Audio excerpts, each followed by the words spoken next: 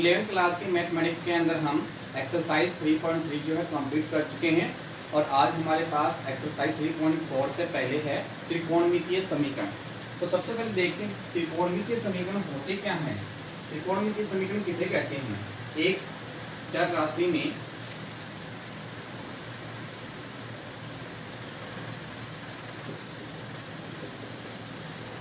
त्रिकोणमितीय फलनों को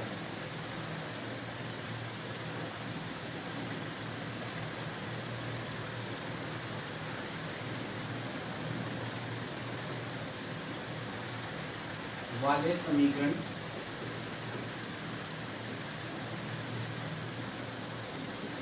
को त्रिकोणमितीय समीकरण कहते हैं।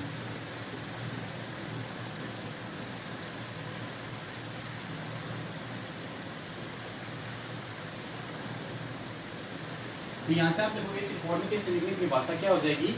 एक चर आप जानते हो वे राशियां जिनका मान हमें पहले से ज्ञात नहीं होता है। तो एक चर राशि में कोई भी त्रिकोणमितीय फलन यानी trigonometry function sine theta cos theta, वहां पे थीटा के स्थान पे एक्स वाई जेड जो आपके पास हो वो क्या कहलाता है? चर कहलाता है। जैसे sine x comma ten x cos x इत्यादि। तो आप देखोगे ये सभी जो है वो क्या है? त्रिकोणमितीय समीकरण है। तो एक चर राशि में त्रिकोणमितीय फलनों वाले समीकरणों को त्रिकोणमितीय समीकरण कहते हैं। नेक्स्ट है प्रिंसिपल वैल्यू, मुख्य मान। तो मुख्य मान क्या होता है? त्रिकोणमितीय समीकरणों के ऐसे हल त्रिकोणमितीय समीकरण के ऐसे हल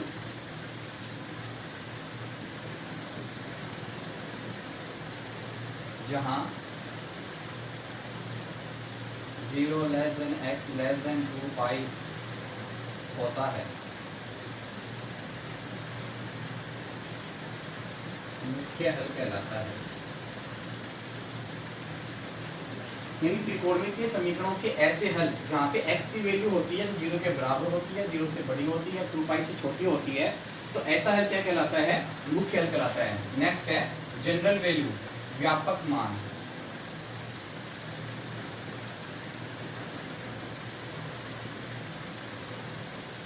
तो पूर्णांक n युक्त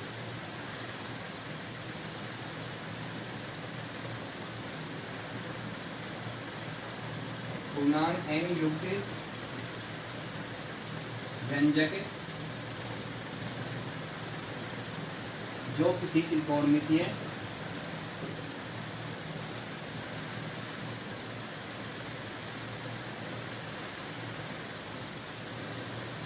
समीकरण के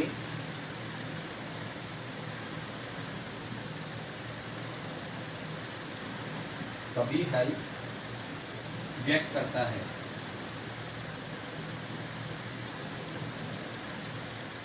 उसे व्यापक हल कहते हैं।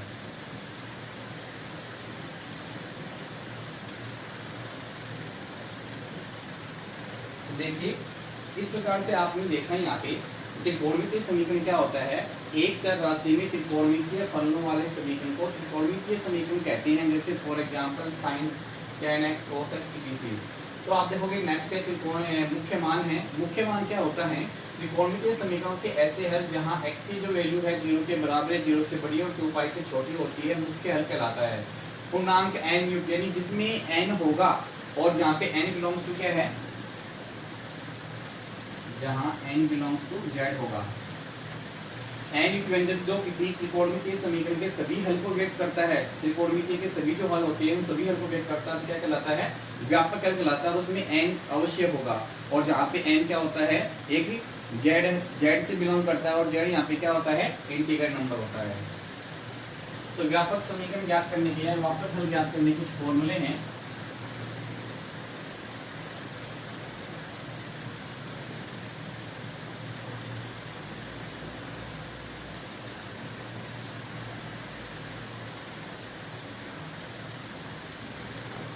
व्यापक हल ज्ञात करने के तो कुछ सूत्र है आपके पास। पहला है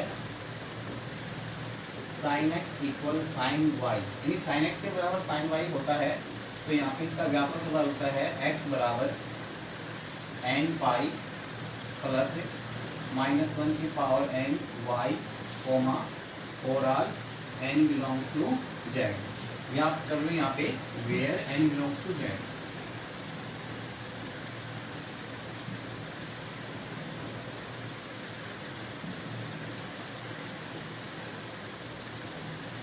where n belongs to z. इसी प्रकार से सेकंड है हमारे पास cos x equal cos y। तो यहाँ पे आप देखोगे x की वैल्यू क्या हो जाएगी 2n pi plus minus y comma where n belongs to z। Third है tan x equal tan y। तो x equal n pi plus y comma where n belongs to z। तो हमारे पास व्यापक समीकरण ज्ञात करने के लिए तीन प्रकार के फॉर्मूले हैं। यदि हमारे पास sin x बराबर sin y होता है तो x इक्वल होता है n पाई प्लस -1 की पावर n y, जहां n बिलोंग्स टू z, यानी n जो है वो z का अवयव है और z यहाँ पे इंटीग्रल नंबर होता है, पूर्णांक संख्याएं। cos x बराबर cos y है तो x बराबर 2n pi plus minus y where n belongs to z, यानी cos x बराबर cos y है तो x का जो मान होगा वो क्या होगा 2n pi plus minus y। tan x बराबर tan y है तो x बराबर क्या होगा n पाई प्लस y, जहां n बिलोंग्स टू z। ये तीन फॉर्मूले के द्वारा अपन क्या करेंगे, व्यापक हल ज्ञात करेंगे। तो आइए नेक्स्ट एक्सरसाइज स्टार्ट करते हैं।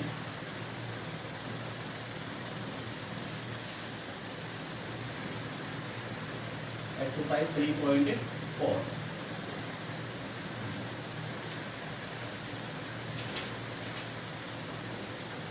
निम्नलिखित समीकरणों के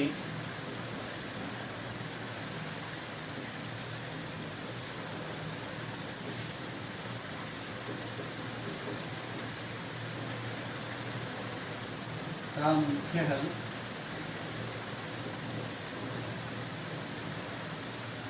तथा व्यापक हल ज्ञात कीजिए।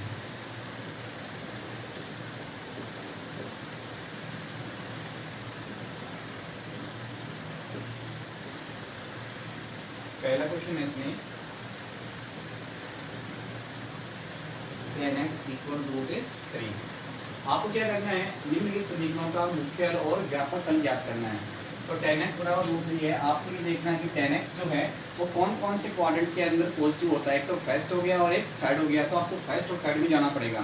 तो फर्स्ट के अकॉर्डिंग आप देखोगे सारणी में tan की वैल्यू, tan में √3 की वैल्यू कितनी होती है 60 डिग्री, जिसको आप क्या लिखोगे रेडियन में π/3। और tan को आपको लेके जाना थर्ड में, तो क्या होगा पाई प्लस थीटा की वैल्यू क्या हो जाएगा आपके लिए π/3। यहाँ से आप सोल्व करोगे tan x इक्वल tan π/3 या tan सॉल्यूशन करोगे 4π/3। तो यहाँ से आप देखोगे tan हट जाएगा तो x बराबर क्या जाएगा π/3 कोमा 4π/3। तो यहाँ पे आपके पास क्या आ जाएगा मुख्य मान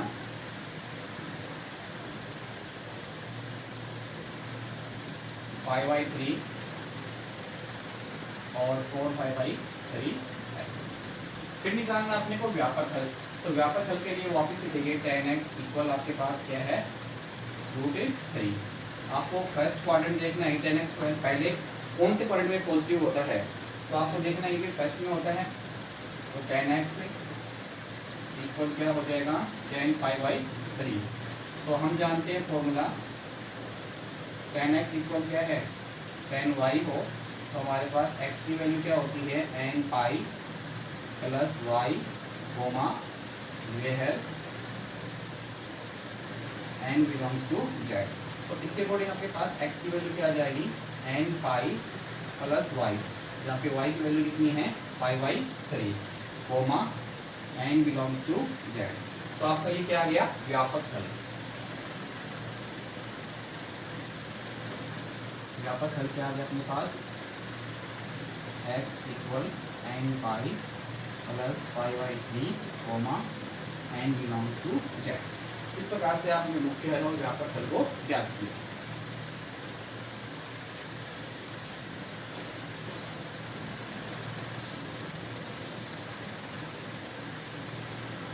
इसी में सेकंड आपके पास है sec x इक्वल टू, तो आप क्या करोगे sec x को cos में कन्वर्ट कर लो, तो sec x क्या होता है 1 upon cos x equal to, तो दोनों को डिवाइड करेंगे तो cos x बराबर कितना आ जाएगा 1/2।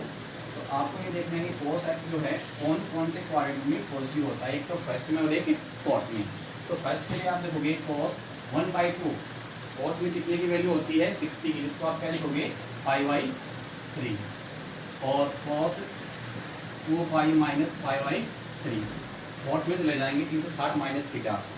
तो यहाँ से आप देखोगे cos x इक्वल क्या आ जाएगा cos π/3, और cos हो लोगे 3 दूनी 6 माइनस पाई तो 5 π/3।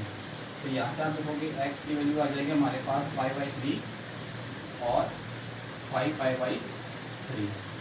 तो मुख्य मान क्या आ जाएगा हमारे पास, या मुख्य हल π/3 और 5 π/3। इसी प्रकार से आपको निकालना है, तो cos x बराबर हमारे पास क्या है 1/2, तो cos x बराबर कितना जाएगा cos π/3। अब ये हमारे पास फॉर्मूला होता है cos x बराबर cos y, तो क्या होता है x बराबर 2n pi plus minus y, जहाँ पे पाई y की वैल्यू π/3 और n belongs to z। Because आप जानते हो cos x बराबर cos y होता है, तो आपका फॉर्मूला होता है x बराबर 2n pi plus minus y, n belongs to z। तो ये हमारा क्या हो गया व्यापक है, x equal 2n pi plus minus π/3, n belongs to z।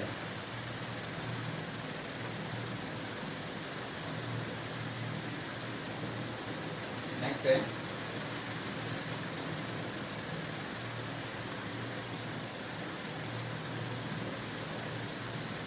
Question number 3 है, इसमें cot x इक्वल -√3, तो कोट को पहले 10 में चेंज कर लेंगे, तो क्या प्राप्त हो जाएगा हमें 1/10 x इक्वल -√3, दोनों पक्षों का विक्रम लेंगे तो 10 x इक्वल क्या हो जाएगा -1/√3। अब आप ये देखें 10 का जो मान है कौन कौन से क्वाड्रेंट में नेगेटिव होता है, तो सेकंड में होता है और एक फोर्थ में होता है। तो आप क्या लिखोगे 10 x इक्वल 10। अच्छा, इसमें एक देखना है पहले कि ये वैल्यू कितने की होती है -10। अच्छा, 1/√3 जो है वो कितने की वैल्यू होती है 30 डिग्री की, तो कितना आ जाएगा π/6। इसको आप क्या लिखोगे फिर 10x, आपको नेगेटिव वैल्यू कौन सी थी सेकंड में, तो आप सेकंड में चले जाओगे 10 पाई माइनस π/6, और 10 की वैल्यू कौन से में नेगेटिव होती है फोर्थ में, तो फोर्थ के लिए क्या जाएगा 10 2π माइनस π/6। सॉल्यूशन करेंगे यहाँ से 10x इक्वल 10 5 π/6 और 6 दूनी 12 कम कर दोगे 11 π/6। तो यहाँ से आप देखोगे x की वैल्यू हमारे पास क्या जाएगी 5 π/6 और 11 π/6। ये हमारे पास क्या गया मुख्य मान। तो आपके पास देखोगे कहते हैं मुख्य है x बराबर 5 π/6 11 π/6 है। अब व्यापक हल निकालते हैं, तो आप देखोगे 10x बराबर आपके पास क्या प्राप्त हुआ था, 10x बराबर आपके पास मिनिमम मान क्या प्राप्त हुआ था 5 π/6, या आप रखोगे यहाँ पे माइनस का 1/√3। फिर आपको ये देखना है 10x equal minus 10 π/6, 10x equal 10 pi minus π/6, तो 10x इक्वल क्या प्राप्त हो जाएगा, tan पाई वाई बाई 6। अब हमारे पास फॉर्मूला आ गया tan x बराबर tan y। तो क्या होता है,